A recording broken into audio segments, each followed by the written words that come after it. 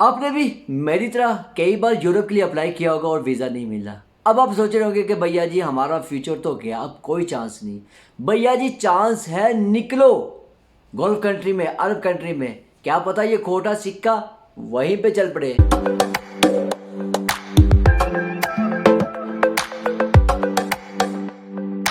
अस्सलाम वालेकुम व्यूअर्स, कैसे हैं? उम्मीद करता हूँ सब खैरियत से होंगे। जी हाँ जी, मैं भी खैरियत से हूँ। मेरा नाम है सरदार खबीब खान और आप देख रहे हैं देसी वीर व्लॉग्स।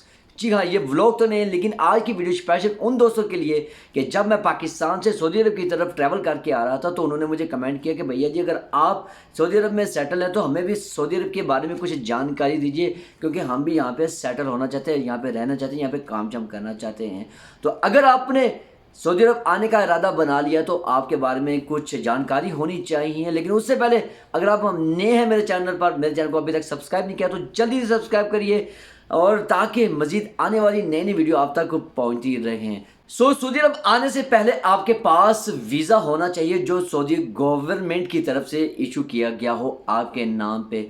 और वीज़े की कैटेगरी बहुत सारी वीज़े की कैटेगरी है, जैसे उम्रा के वीज़ा या विजिट वीज़ा है, वर्क वीज़ा है और परमानेंटली वीज़ा है। उम्रा के लिए तो आप सबको पता है कि लोग उम्रा के वीज़ा के लिए जो स्टम्प होते हैं फिर उम्रा करके वो वापस चले जाते हैं। फिर कुछ विजिट वीज़ा है, जो विजिट वीज़ा जो होता है वो 3 माह के लिए होता है, आप उसको थोड़ी देर एक्सटेंड करवा के 6 माह तक भी कर सकते हैं। वर्क वीज़ा जो मोस्टली यहाँ पे जो फॉरनर जो मेरा जो वीज़ा है वो वर्क वीज़ा है। और एक और बात क्लियर कर दूं कि यहाँ पे आज़ाद वीज़ा नहीं होता, आज़ाद वीज़ा नहीं होता, लेकिन अपने कफील के साथ कुछ ऐसे मतलब के शराइत वो एग्रीमेंट हुआ आता है कि आपने भाई मतलब अपने लिहाज से अपने मतलब से काम करना है, लेकिन हम जो सालाना जो आपको पे करेंगे, जो उसकी मंथली होती है, जो अपने इकामा की जो फ़ीस होती है वो आपको पे करेंगे, लेकिन वर्क जो है ना हम अपनी मर्ज़ी से करेंगे, उस पर वो अपने कफील की जो एग्रीमेंट होता है। परमानेंटली वीज़ा उसकी तो आप बात ही छोड़ दें, वो बहुत एक्सपेंसिव वीज़ा है। वो इतना एक्सपेंसिव है कि हमें अपने घर बार और कुछ ज़मीन बेच के यहाँ पे लेना पड़ेगा, क्योंकि उसकी कीमत जो है ना 80 लाख रियाल है और उसके लिए आपको काफ़ी अमाउंट खर्चनी पड़ेगी पाकिस्तान से आने के लिए।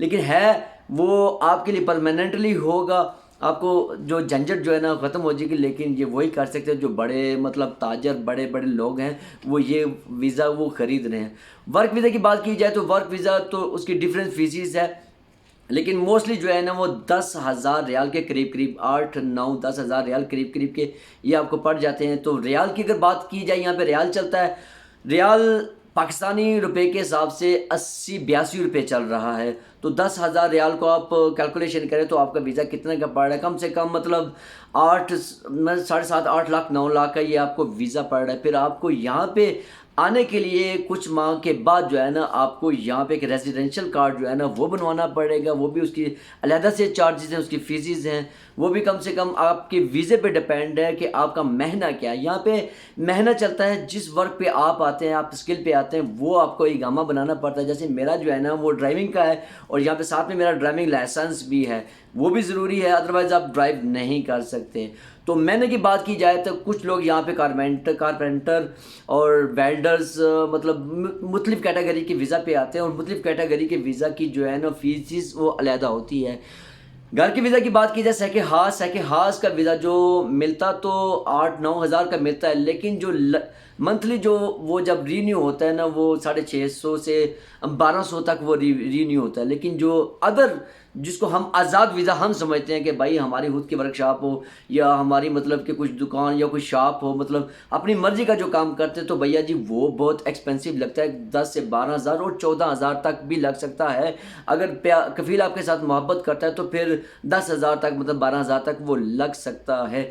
यह है जनाब सऊदी अरब आने की तफसील के। भैया जी आपके पास इकामा होना चाहिए, वीज़ा होना चाहिए। वीज़ा आपके पास स्किल क्या है, वेल्डर हैं, कारपेंटर हैं, पेंटर हैं, मतलब गाड़ियों के इलेक्ट्रिशियन हैं, मतलब घर के इलेक्ट्रिशियन है, ये चीज़ है। इस कैटेगरी में आपको वीज़ा ख़रीदना पड़ता है। अगर आप होटलिंग का करना चाहते हैं आप होटलिंग का वीज़ा ख़रीदेंगे।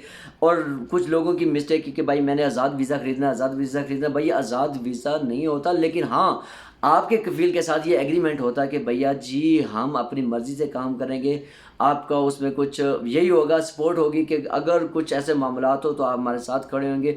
अदरवाइज़ वो जो सारा खर्चा जो होता है, जो सारा निज़ाम जो होता है वो उस बंदे के खुद पे होता है। तो आपने जान लिया।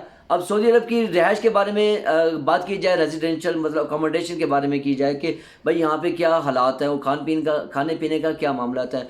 नॉर्मली अगर आप किसी घर में रहते हैं, आप 4 5 से 6 बंदे रह रहे हैं, तो एक घर का जो किराया जो रेंट होता है ना वो 600 से 700 तक है। लेकिन हम सेपरेटली रह रहे हैं, मतलब अच्छी खुली और वसी है वाइड कि हम तंग ना हो, तो हम एक रूम का जो है ना वो 800 850 जो है ना वो रियाल पे कर रहे हैं। और मैं अपने रूम में लहदा रहता हूँ, बड़े भाई अपने रूम में लहदा रहते हैं, क्योंकि काम पे डिपेंड है, आपकी सैलरी पे डिपेंड है कि वो कितनी है। और सैलरी की बात की जाए तो यहाँ पे सैलरी मोस्टली अगर आप किसी के अंडर में काम करते हैं तो 1800 2000 2200 आपको सैलरी मिलेगी। लेकिन अगर आप कंपनी में आते हैं, कंपनी में क्या होता है कि आपको जस्ट सैलरी होगी, खाना पीना उनका होगा, लेकिन आप उनके मातहत होंगे। आप अपनी मर्ज़ी से कुछ नहीं कर सकते, अपनी मर्ज़ी से पाकिस्तान भी नहीं जा सकते।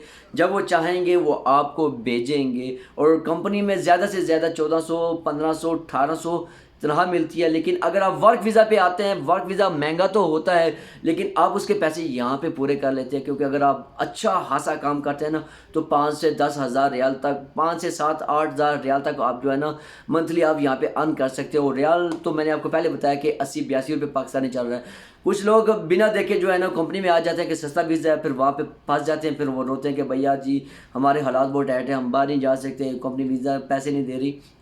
तो ये मामला चलती है, क्योंकि कंपनी अपनी सिक्योर के लिए ना 3 माह की जो सैलरी है ना वो डाउन रखती है कि भैया जी ये भाग ना जाए। तो इस वजह से कुछ लोग परेशान हो जाते हैं कि भाई हम लोग चाहते हैं कि बस जाएं वहाँ पे, बस अगले महीने ही पैसे फेंक दें। भाई ये चक्कर नहीं, अगर आप कंपनी से सस्ता वीज़ा लेके आए हैं तो भाई उनकी कम से कम 2 माह 3 माह की जो सैलरी जो है ना वो डाउन आपको रखनी पड़ेगी, फिर आपका वो जो निज़ाम चलेगा। लेकिन मेरी ओपिनियन यही है कि जब भी आप आएँ, आप अगर आपके पास स्किल है, आपके पास कोई हुनर है, मतलब आपके पास कुछ हुनर है, तो फिर भैया जी आप वर्क वीज़ा पे आएँ और परमानेंटली मतलब कि जो ना वहाँ पे यहाँ पे आप वर्क वगैरह करें और अच्छी खासी इनकम है। दूसरी कंट्रीज से भी बड़ी बेस्ट यहाँ पे लोग कमा रहे हैं। उम्मीद है कि आपको ये वीडियो अच्छी लगी होगी और देखते रहिए देसी वीर को, ताकि मज़ीद आपके लिए अच्छी अच्छी वीडियो लेके आता रहूँ। तो कीप वाचिंग। अल्लाह हाफिज़।